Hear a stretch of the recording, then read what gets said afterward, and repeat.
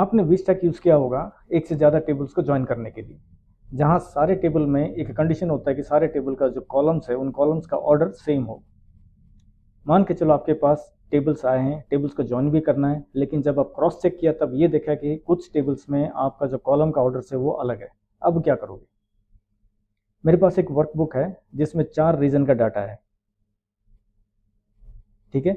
इसमें north, east, south, waste. अब इसमें देखो, नॉर्थ में हमारे पास 3 कॉलम्स हैं, रीजन अमाउंट, रीजन अकाउंट और अमाउंट। ईस्ट में भी सेम है, रीजन अकाउंट अमाउंट है, लेकिन साउथ में आपका चेंज हो गया, पहले अकाउंट आया, फिर अमाउंट, फिर रीजन, फिर डिपार्टमेंट आईडी, कॉलम्स का ऑर्डर बदल गया यहाँ पे। वेस्ट में भी सेम ऑप्शन है, यहाँ पे कुछ और, ये भी सेम नहीं है, पहले यहाँ पे अमाउंट आ रहा है, फिर अकाउंट है, फिर डिपार्टमेंट आईडी है, फिर रीजन है। अब इस केस में हमें इन चारों टेबल को कैसे जोड़ना है, ठीक है, ये हमें इसमें देखेंगे। पहले तो हम देखेंगे V stack equal to V stack. सबसे पहले हमारा लगेगा नॉर्थ। वी स्टैक क्या कह रहा है? नॉर्थ वी स्टैक में हमें टेबल्स का नेम देंगे सीधा।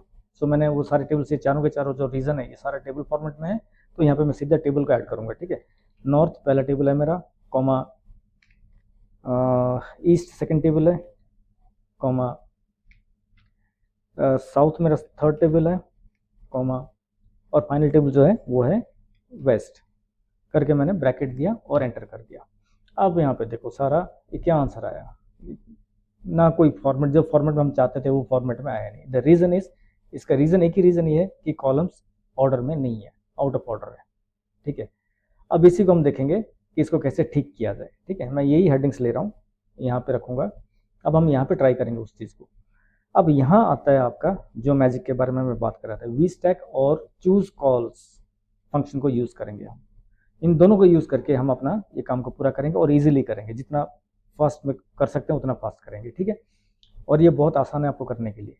तो यहाँ पे मैं सबसे पहले आपको लेके जा रहा हूँ जहाँ पे कॉलम्स का ऑर्डर सेम नहीं है। नॉर्थ में सेम है, ईस्ट में सेम है। हमें क्या चाहिए? Region account amount. याद रखो, region account amount, region account amount, ये 3 चाहिए, ठीक है। ईस्ट में रीजन अकाउंट अमाउंट ये है, लेकिन साउथ में क्या है? अकाउंट अमाउंट अलग अलग है, अलग अलग जगह में। अब यहाँ पे मैं चूज कॉलम्स को यूज कर रहा हूँ, करके आपको दिखाता हूँ चूज कॉलम से क्या बनता क्या है। इक्वल टू CHOO लिखो, नीचे चूज कॉलम्स का आ जाएगा फंक्शन। टैप किया, करने के बाद एरे चाहिए, एरे मीन्स टेबल है, ठीक है। यही टेबल मुझे चाहिए, ये टेबल को मैंने लिया, ठीक है। या मैंने साउथ भी लिख सकता हूँ, यहाँ पे सीधा साउथ लिख दिया, ठीक है। तो भी मेरा साउथ टेबल को लेना है, साउथ टेबल ले लिया मैंने, ठीक है। उसके बाद कॉमा, मुझे कॉलम किस ऑर्डर में चाहिए? पहले क्या चाहिए हमारा? पहले क्या था हमारा? पहला था रीजन। अगर ईस्ट में हम देखेंगे तो हमारा क्या अमाउंट अकाउंट क्या था? रीजन अकाउंट अमाउंट था, ठीक है। तो हम यहाँ पे क्या लेंगे?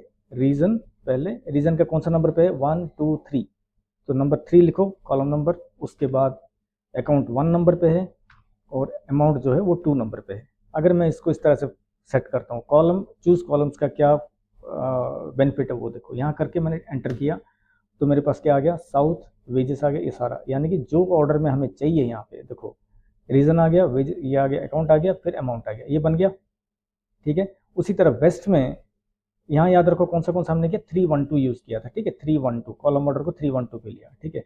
हमें चाहिए रीजन पहले, उसके बाद अकाउंट, उसके बाद अमाउंट। वेस्ट में रीजन कौन सी जगह पे? 4th प्लेस पे है, ठीक है। अकाउंट 2nd प्लेस पे है और अमाउंट 1st प्लेस पे है, यानी कि 4 2 1 आना चाहिए यहाँ पे, ठीक है।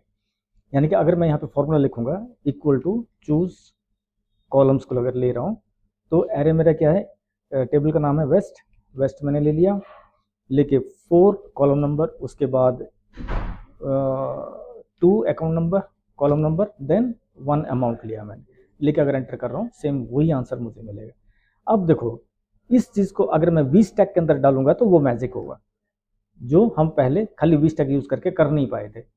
मेरा ये सिखाने का फंडा ये है कि अगर वी स्टैक के साथ अगर मैं चूज कॉलम्स का अगर यूज कर रहा हूँ तो मुझे जिस हिसाब से टेबल चाहिए उस फॉर्मेट में मेरे को टेबल सारा ज्वाइन होके मिलेगा। अब चलते हैं फिर पहले पेज पे। अब यहाँ पे मैं लिखूंगा V stack, V stack use करके, वी स्टैक देने के बाद क्या है? एरे मेरा पहला एरे क्या है? नॉर्थ है, नॉर्थ टेबल को मैंने नॉर्थ एज इट इज रखूंगा, कोई चेंज नहीं है। नॉर्थ के बाद मेरा ईस्ट भी कोई चेंज नहीं है,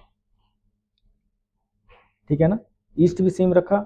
लेकिन अब थर्ड में साउथ में चेंज है, साउथ में हमें क्या चाहिए? 312 चाहिए था, ठीक है।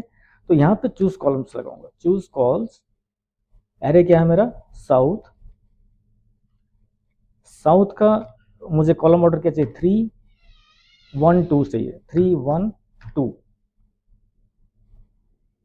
ठीक है, ये हो गया। उसके बाद वेस्ट के लिए भी मुझे चाहिए, again choose call, choose call लगा के वेस्ट का नाम मैंने लिया, वेस्ट के टेबल का नेम दे दिया। देखिए इसका कॉलम का ऑर्डर दूंगा, उसके कॉलम का ऑर्डर क्या था, 4 2 1 1। अब देखो, अब इसका मैजिक देखो क्या हुआ, सारा आ गया जिस हिसाब से हमें चाहिए, है ना। This is the magic. जब हम दो फंक्शन को कंबाइन करते हैं, हमारे पास फंक्शंस बने हुए हैं, अलग अलग फंक्शंस बने हुए हैं, किस फंक्शन को कहाँ पे यूज करना है, क्या करना है, लॉजिक कैसा लगेगा, दैट इज इंपॉर्टेंट। जब हमारा सिचुएशन ऐसा होता है कि हमारे पास टेबल्स हैं लेकिन उनका कॉलम का ऑर्डर आगे पीछे है, तो कॉलम्स का ऑर्डर को नोट करो, किस टेबल में कौन सा कॉलम ऑर्डर नंबर है, उसको चूज कॉल्स में डाल के उसको उसी ये पे बेस पे ले आओ, ला के सारे को वी स्टैक के थ्रू ज्वाइन करके आप अपना सिंगल टेबल, जो आपका फाइनल टेबल है, उसको आप जनरेट कर सकते हो। ठीक है, अगर आप यहाँ तक आ गए तो सब्सक्राइब जरूर करिए और बेल आइकन को हिट करिए, ताकि मैं और इस तरह से कंबाइन लॉजिक कैसे करना है, लॉजिक को कैसे यूज़ करना है, ठीक है, कौन से फॉर्मूलाज को हम ज्वाइन करके हम क्या ले सकते हैं, या कौन से फंक्शंस को ज्वाइन करके हम क्या क्या निकाल सकते हैं, इसके बारे में वीडियोस और बनेंगे। अब अगला जो मेरा होगा वो होगा आपका जो लोन और इंटरेस्ट कैसे कैलकुलेट किया जाता है, मंथली, ईयरली, ये सारे के ऊपर हम कैसे यूज़ करेंगे, ठीक है, एक्सेल को कैसे यूज़ करेंगे, और एक्सेल में कौन सा ऐसा फंक्शन है जो इन सारी चीज़ों को ऑटोमेटेड करके देगा हमें, इसके ऊपर होगा। So thank you for watching.